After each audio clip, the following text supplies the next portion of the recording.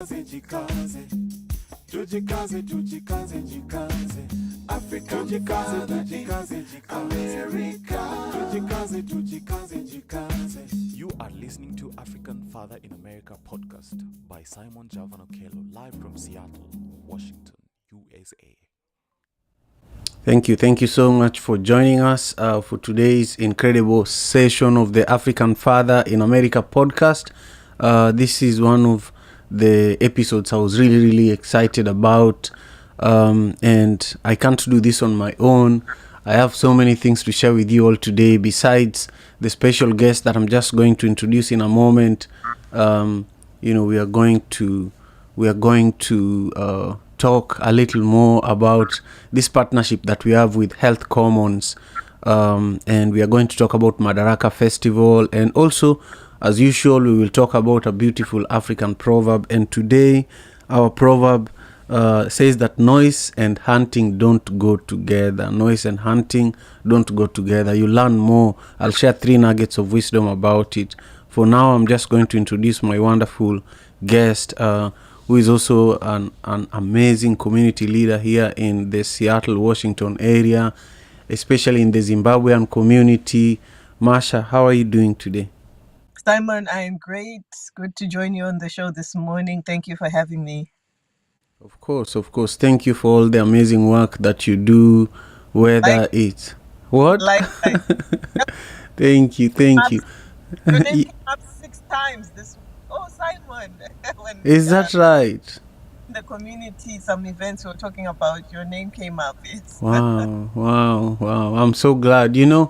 A lot of the time you just put in the work. You don't pay attention to the impact that you are making, until someone says something is when you realize that you're actually making some form of impact.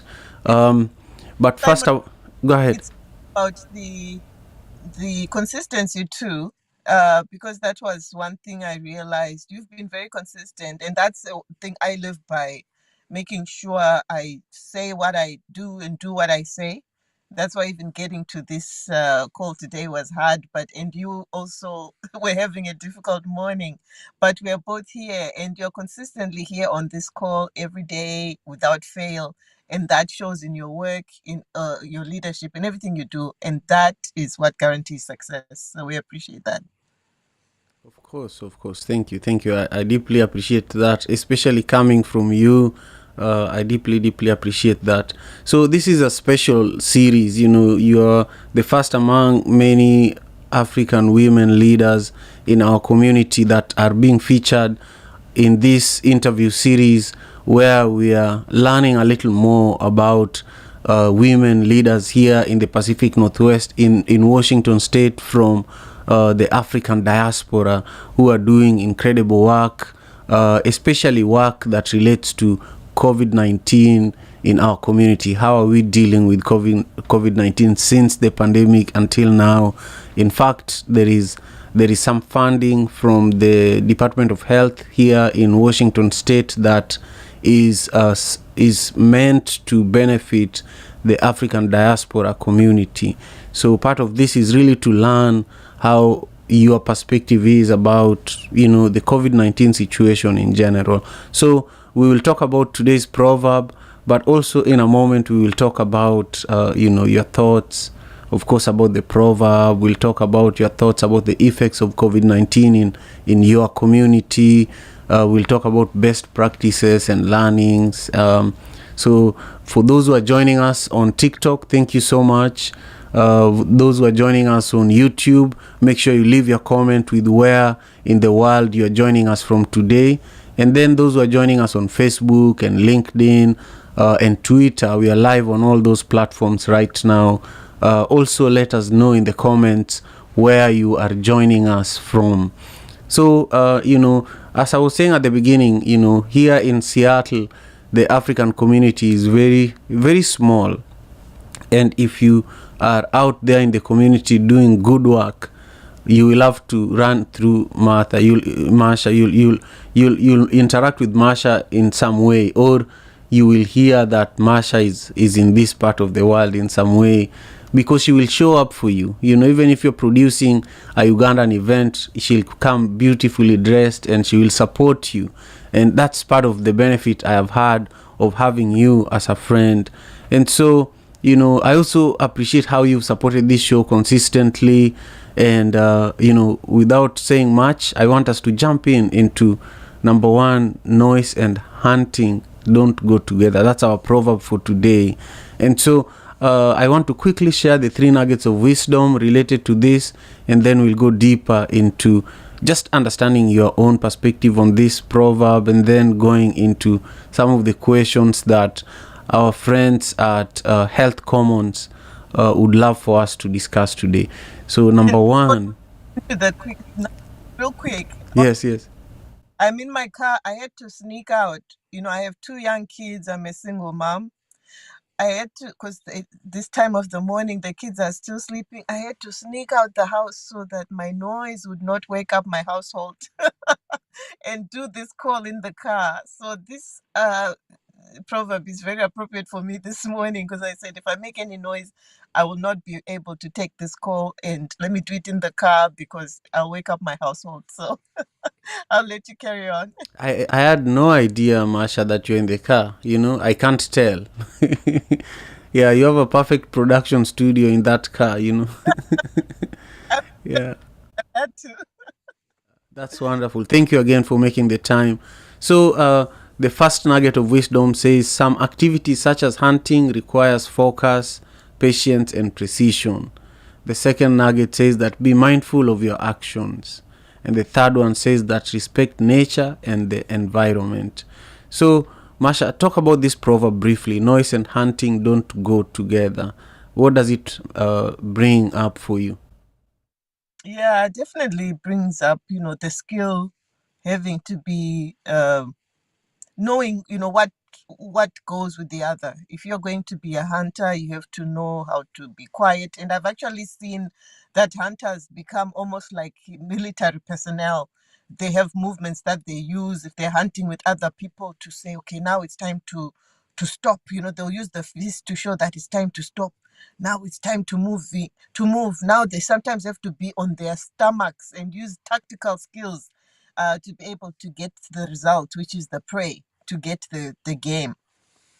So noise and hunting don't go together. You really have to know in everything that you do. If it's hunting of any kind, if you're in a professional setting and you're trying to hunt a job, I've had to recently be job searching. You have to have the skills, you have to have the knowledge to know what it takes for you to be able to ultimately catch that hunt, whatever you're hunting for. You have to have preparation. You have to have some of what you shared in your nuggets. You really have to know that I can't make noise at this time. And there are times that you want to make noise and, say, hey, everybody run if you need to. So having that knowledge of what it takes, having the skill, being prepared, and really studying the art of whatever you're doing, and being consistent, like you said, when we're talking about the work that we do, hunting, and knowing having the emotional intelligence to know how to deal with people, if it's people that you're hunting, if you're in marketing. So in all skill sets in any industry, you really have to know what is the right approach, what is the right way to do it, when not to make noise and when to make noise, because in some instances you really have to then say, oh, you know what, this is wrong, let's make some noise now as we're hunting for this deal or whatever it is we're doing. I love that. So Marsha, there might be some people who are watching this for the first time who do not know your story, and I just want you to share with us just quickly, when you look back, you're just talking about recently you're job searching, and also, as you're saying earlier about me, that whenever, like, you're in 6 different situations this week where you had my name being mentioned, but I also recommended you for this series because I feel that I hear about you at Tacoma Refugee Choir, I hear about you at the Coalition of African Leaders here in Washington State. I hear about you at Africa Town, multiple places, but very few people. Of course, in the Zimbabwean community, I was visiting an art gallery, and there was a man looking at the same picture, was image, painting I was looking at, and I realized he was a Zimbabwean living in Portland, but he knew you very well. So, your story is really a part of the African diaspora community here. But I want you to just quickly share with us, when you look back, what is it that continues to drive you to be in community and doing community work despite the challenges that sometime we might face. Sometime you're jobless, but a community event is happening and you're required to show up for it or to do something for it. You are on a board of an organization, but you have no job, but this organization needs you, and so you have a choice to either stop being on that board and secure your situation, or do both and have less time for yourself and for your children. So it's a life of sacrifices, and sometimes we don't know what really drives leaders like you to do the work that you do in the community. So just speak to maybe briefly a childhood story that really inspires who you are today, and then I want to jump straight into some of the effects of COVID-19 in your community particularly, because even though we are all from Africa and from the African diaspora, you will be surprised that the Zimbabwean experience here in Seattle, in that community, is probably something that me as a Kenyan immigrant here, I probably don't really know. So I want us to jump into that after we listen to your story briefly. All right. So my story, I'm going to share my childhood. I was born in Zimbabwe, as you correctly stated. And while I was growing up, I was not athletic. I went to a very elite school in Zimbabwe. And I'm thankful my parents really wanted to make sure I had a good education as a girl. My mom had been denied that opportunity herself. This was the time Zimbabwe was really moving in transition from being a colonial run country going into the independence phase and working through all that. So it was a very difficult time, but my parents ensured I had a good education. While I was a student, I was not athletic, but we were required to take some extracurricular activities. I chose to then take service clubs in Scripture Union, and these are clubs where you'd go to volunteer on Fridays. They would take you to go feed the hungry, go to the orphanages, bring your clothes, and we would hand them out. And that was when I realized, really, I have a heart of service. The first orphanage we went to, I was just breaking down crying when they said, these kids don't have a mom, they don't have a dad, and they were beautiful, well cared for children. And I couldn't imagine, and I just was so emotional. We were feeding them, and I was just the only one just breaking down crying. But I have a heart of service. So as I got into some of those service organizations, one main one was called Interact. The adult version of it is Rotary International. I've stayed in Rotary pretty much my whole life. I'm on the board for Seattle 4 Rotary. So the fact that I ended up in Seattle, which has one of the biggest Rotary clubs in the world, Seattle 4 is the 4th largest Rotary club. And then in other service work that I've been involved in. And just so that was has shaped, and like I said, having a heart of service as a human being myself, but also just having all these opportunities. And I even go to the conferences for Rotary, and I was more in the background. I moved here to Seattle as a teen, actually. But what happens with organizations like Rotary, you end up wherever you go, you have a Rotary family. You actually end up just being able to embed yourself into the organization and get involved, and it involves leaders. I mean, some of the founders here, Bill Gates' father, and a lot of people. So you are sitting at tables with CEOs, with leaders, and it continues to just inspire you and be able to do projects that make a difference in the world that you can really see. And you wouldn't be able to do that any other place. But I want to jump quickly to when I moved here to Washington. I had opportunities because our community was very small. In the mid 90s is when I moved here. So, and I was a teenager at that point. But by then I was in my early 20s. I'd come through. I was in Canada initially, but I then began, like I said, to continue my service work and see how we can get together with other community members. As you are in in a new country, you're finding community, you're finding ways to connect with people. So like I said, it's through organizations like Rotary, through and then through just people that you have things in common with. So I did find some Zimbabweans that were already here. Thankfully, our history here of immigrants to Washington is quite long. We're not a big community, but in the 60s, my uncle Dumisani Marari, Dre's father, moved to Washington, and he taught music at the University of Washington, actually, Dr. Dumi Marari. So he really brought the culture, and a lot of people just clung on to it. Our traditional instruments became embedded into the culture here in the Pacific Northwest.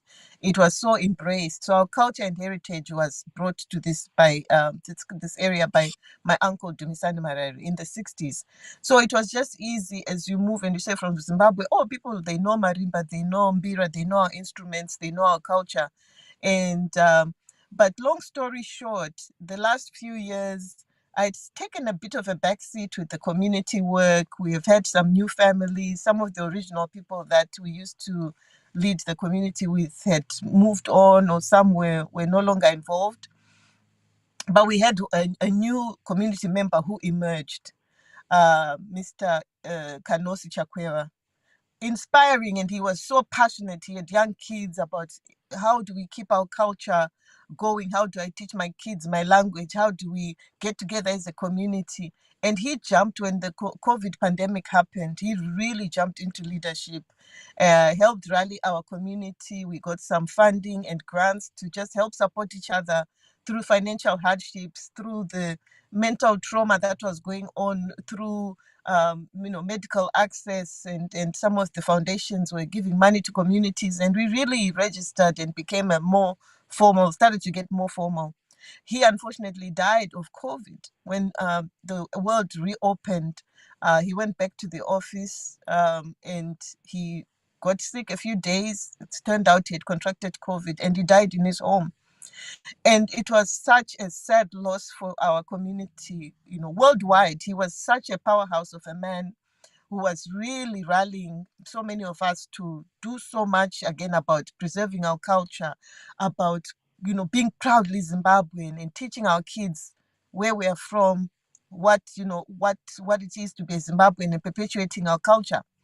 So his loss inspired me to keep doing this work, and everything I do, I think of him daily. And again, I think of people like you, and the passion and knowing the reason we do this with the Proverbs is to honor our ancestors, is to remember our culture, is to always be mindful, to teach our kids to be proud of our heritage, and all those things are important. And we are in a region where King County is giving funding for people to preserve their cultures, for people to be proudly showing and teaching here in America about where they're from, and they see the importance of that. So there's funding being provided for us to celebrate our cultures, to share who we are, where we are from, and to bring that here to the Northwest and make it part of life, when we're in the Americas. And a lot of people don't always know that. And that's a new consciousness for me that has made me even more determined to say, I want to continue to teach my culture. I want to continue to learn more. I want to continue to teach my kids because it's important. And for people to be successful, research has actually shown that when young people know their culture and they know where they're from, they are then able to be more successful and to be better, level-headed people and leaders in the world. Thank you. Wow. You said a lot there, and I deeply appreciate, the work of this brother that passed on after serving the community so diligently. So I just hope that the work can continue. Part of the conversation today is figuring out what else can the leaders who are here now do. For those who are just joining us, this episode is made possible by Health Commons Project, which is a Washington nonprofit organization that is partnering with me to feature and spotlight incredible African women during this last few days of Women's History Month. And Masha Mutisi is an incredible community leader here in the Seattle area.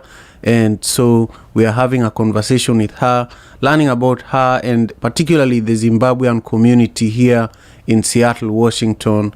And we are trying to really understand some of the challenges that COVID-19 presented to the community, and also how the community has responded to those challenges, as well as what are some of the priorities and ideas that the community could do if there was enough funding for them to use to implement those ideas that they have.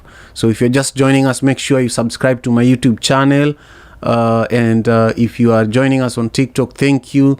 We are live streaming on Facebook and YouTube and Twitter and TikTok. And I'm really lucky that Masha took the time on a Friday morning. This is an early morning show, and many guests are not courageous enough to show up. So when you see a guest here, you know that they wanted to be here, just like me. I love being here every Monday to Friday, 6 a.m. Pacific Standard Time. So, Masha, can you talk about just a little bit about some of the work that you've seen around our community outside of the Zimbabwean community? What kind of work have you seen being done in relation to COVID-19? For example, are organizations out here that that are disbursing information about, COVID-19, or providing direct services or any basic services like food and housing assistance? Speak to that for a moment before we continue. Thank you so much. Thank you. Yeah, the services and the things that have been provided during COVID have been so many, and I just want to acknowledge and say thank you, Health Commons, for sponsoring this session. I'm involved, like I said, with organizations that I get exposed to so much that's going on. The Tacoma Black Collective, for instance, was sharing information in partnership with the health board. Every day we track numbers of deaths, having educational sessions with the within the Black community in Tacoma, and the leadership really being at the leading all that information sharing. There's been a lot of funding made available, like you said, to distribute culturally relevant foods within communities, help families that are struggling because of this pandemic, and whether it was, with job loss and people just needing financial aid, there were some resources that became available. And honestly, there are a lot of conspiracies and a lot of people who tell you, oh, it's because, of this money and that money, and the vaccine clinics that were happening. There really had to be a lot of education, because some people were, anti-vaccines, and but some communities were providing vaccine and really having programs that were encouraging and educating people on vaccines. And like I said, I saw people personally that died, and that to me was enough reason for me to say I need to get the vaccine. I didn't want it, and I remember even my my friend, actually, who's a doctor, tricked me and invited me to her office and said, "You're getting vaccinated today," because I was delaying and I was not quite ready. But she said, come to my office, come visit, and ended up just, having me vaccinated. I thought it would be more complicated than it was, but it was so easy. But even the nurse, the medical practitioner who vaccinated me, was saying, even I don't want it myself, but it's important. So, there's been a lot of education and miseducation and information, that a lot that we still don't know. And sadly, that's where we are. But a lot has been happening in the community to really help and support each other. And I think the work has to continue, especially around mental health, because I think the biggest effect of this pandemic has been on the mental, even for our kids. My son is, he's 7 now, he's been in first grade, but he was behind even in his reading compared to where my daughter had been at his age, because he had years of homeschooling, or just not being able to be schooled properly. So our students are suffering because of that. the education system wasn't prepared. And yes, the pandemic helped actually for a lot of companies. Now, a lot of jobs are hybrid or you work from home. They have become open to that idea. I actually struggled before pandemic with a boss. So by day, I work in tech, and I didn't mention that before. But I was asking to work from home, and that was always an issue.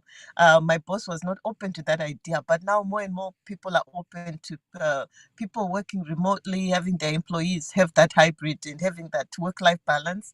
But I think there's still a lot of work needed with mental health and people really having support system for each other. Because if anything else, that isolation, and for us who are from Africa, we are not used to it. That was a big thing that right now, even for Americans, you'll see there are so many concerts which are happening at Climate Pledge Arena. Tickets are $300-400, and people still go, and they're selling out and filling up because after the pandemic, people were saying, "I will go to any concert, I'll go anywhere," because the isolation was very hard on a lot of us. So that's a lot to cover, but I think, there's still work and healing that needs to happen. And I think that's where the focus needs to be right now with this post-pandemic as we're coming out of it. How do we heal? How do we get back to that sense of community? And how do we find a place of balance for life in general? Because it was just a lot that the trauma that we've gone through with this whole situation. Thank you, Masha. I agree 100%.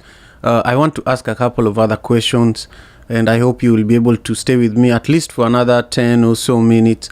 But I want to let everybody who is joining us, to know that I deeply, deeply appreciate you.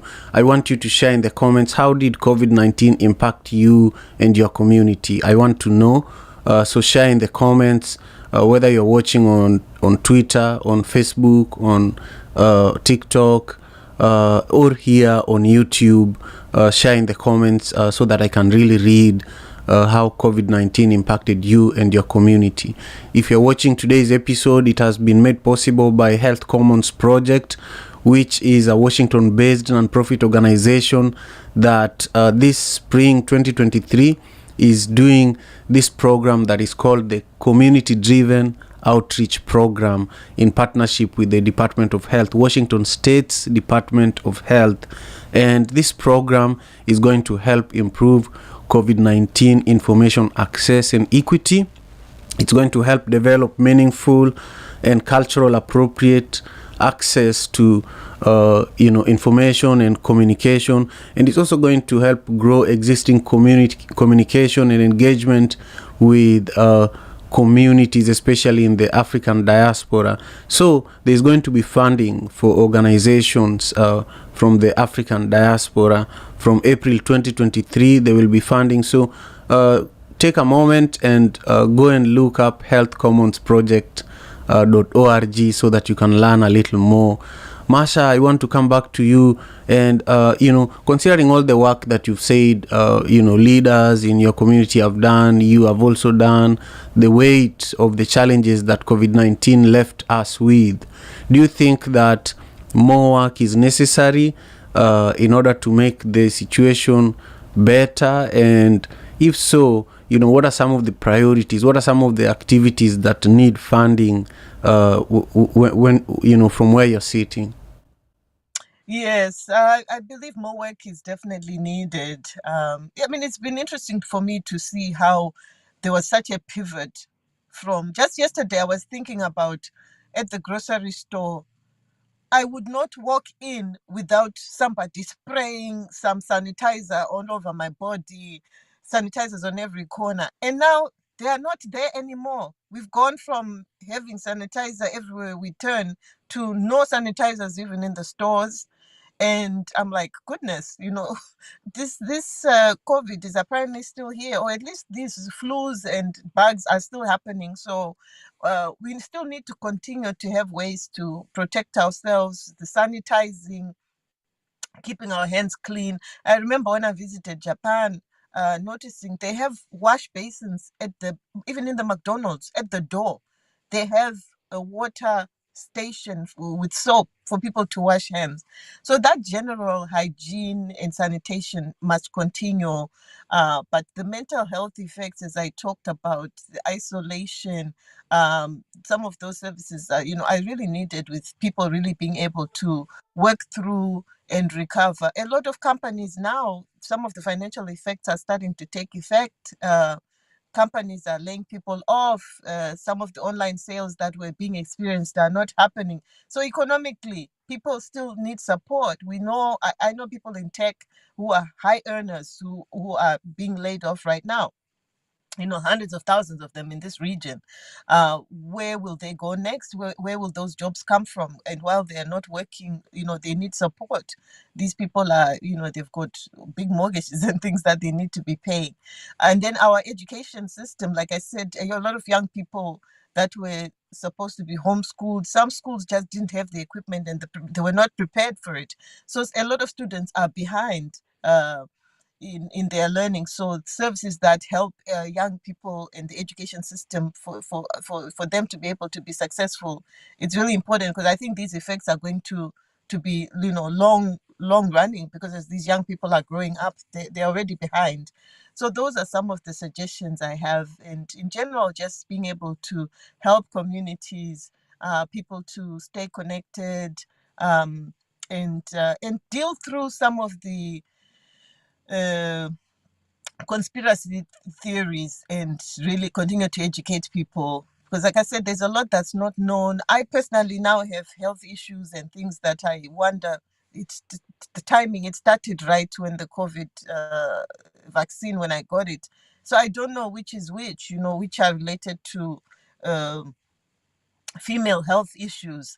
But I'm also older, and my doctor thought it was because of hormonal stuff. But but educating people on really telling each other this is what I'm experiencing, and I hear other women tell me they're having the same issue, with menstrual cycles just not being consistent. And I'm like, wow, has the research been done? Maybe more research needs to really be done on some of this, instead of dismissing and saying, no, it's not because of the vaccine. It's not because of the vaccine.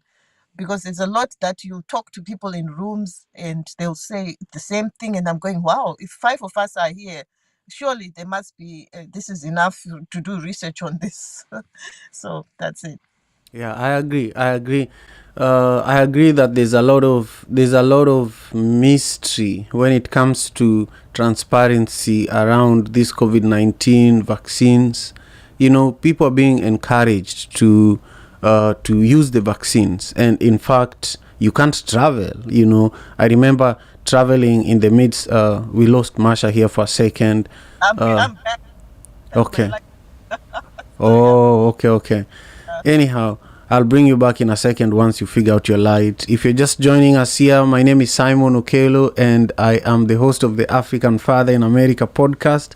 My guest today is Marsha Mutisi, who is an amazing community leader here in the Seattle area, and we are discussing an amazing topic.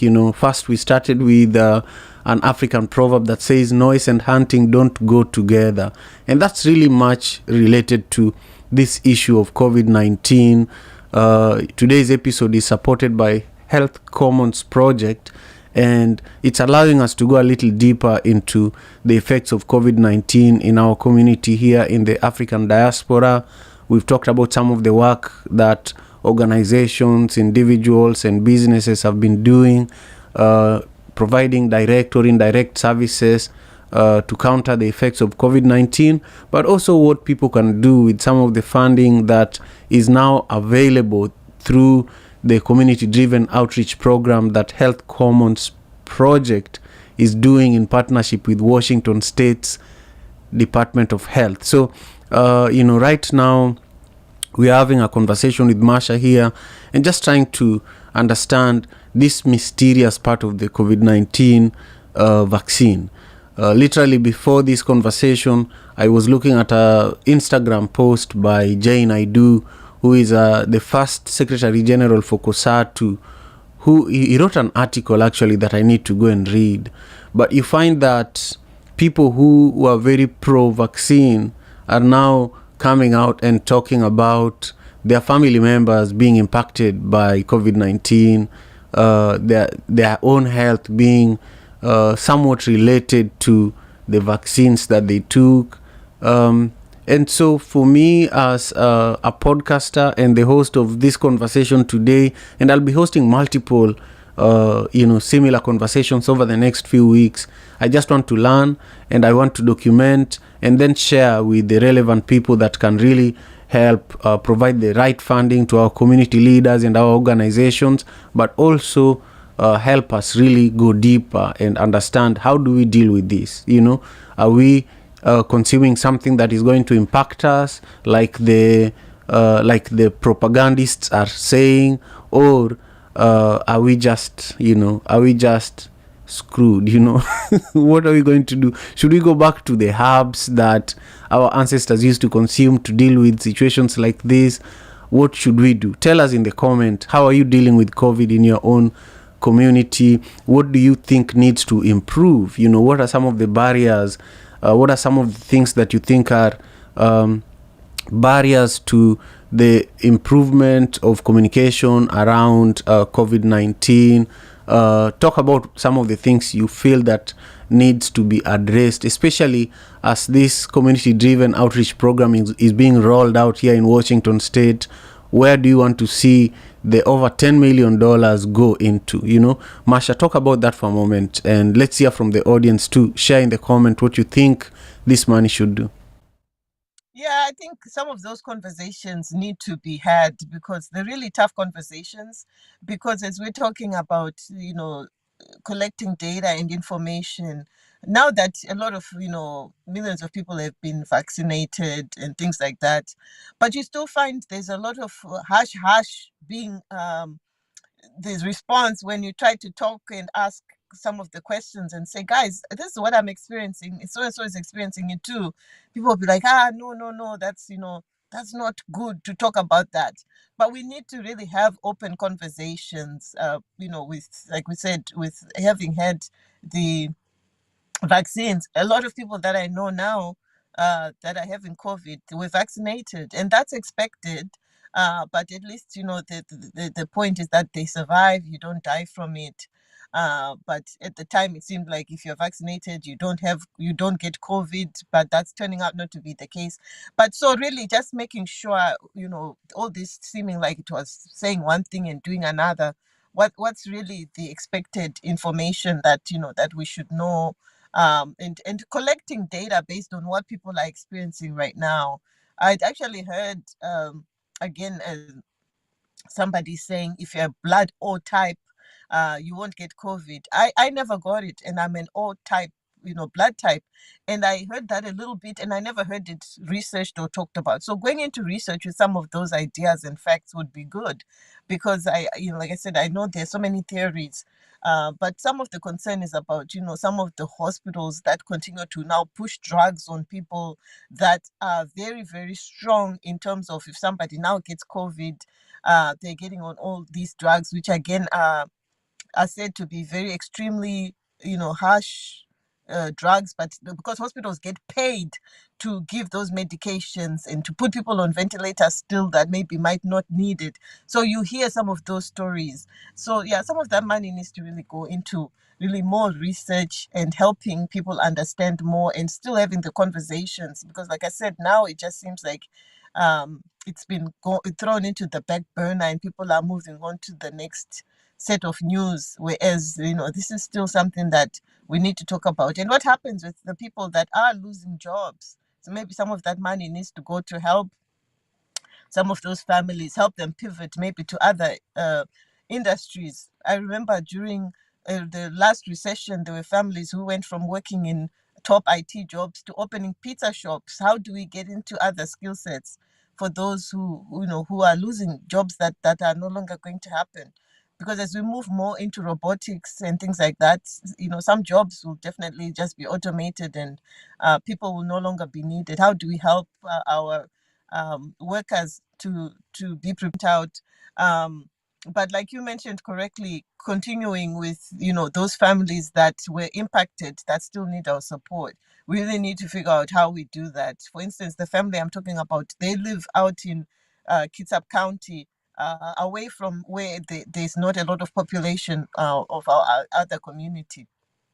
So being able to really see how we continue the work that was started and not let it just fall under the rug, which seems to be happening, and continuing those conversations.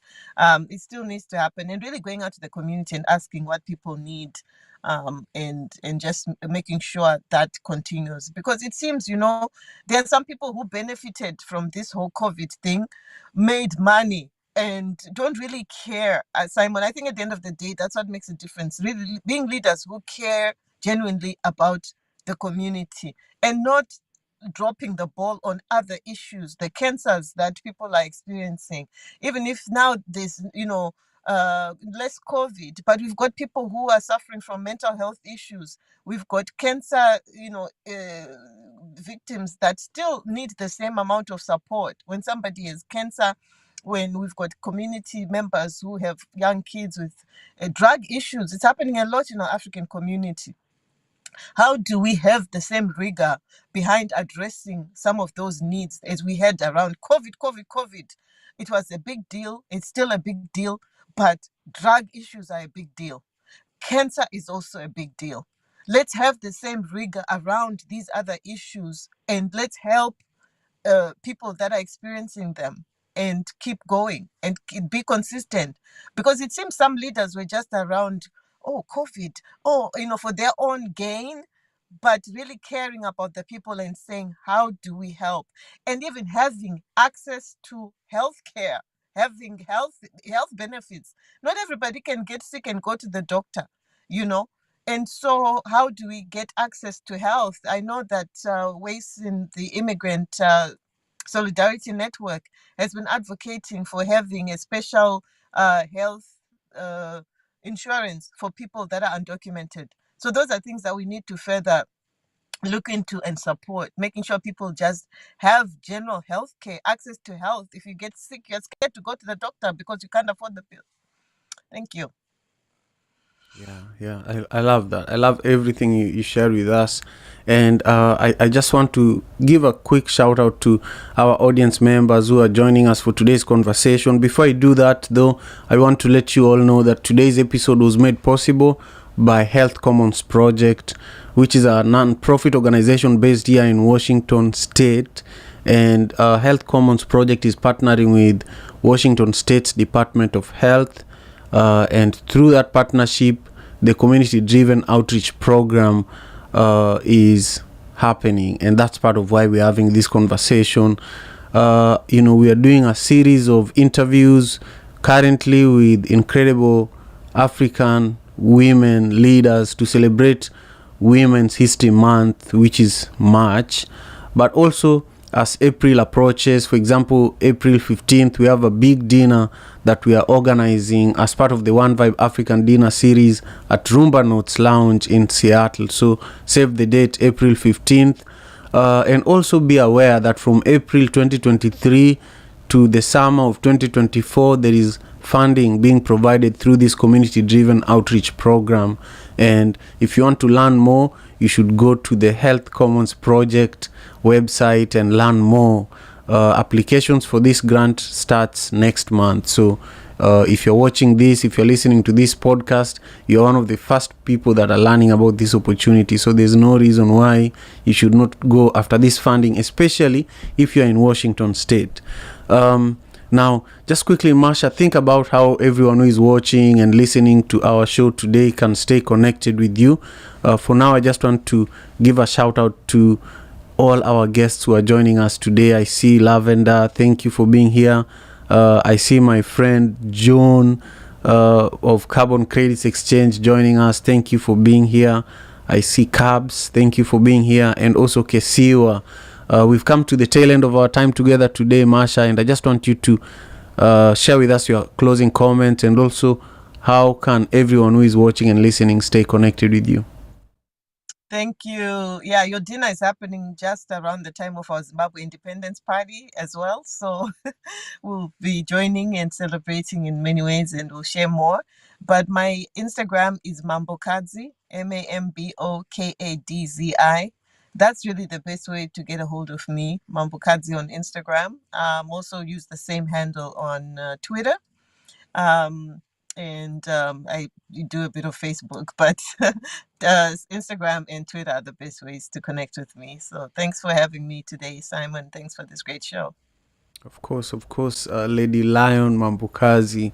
That's your nickname.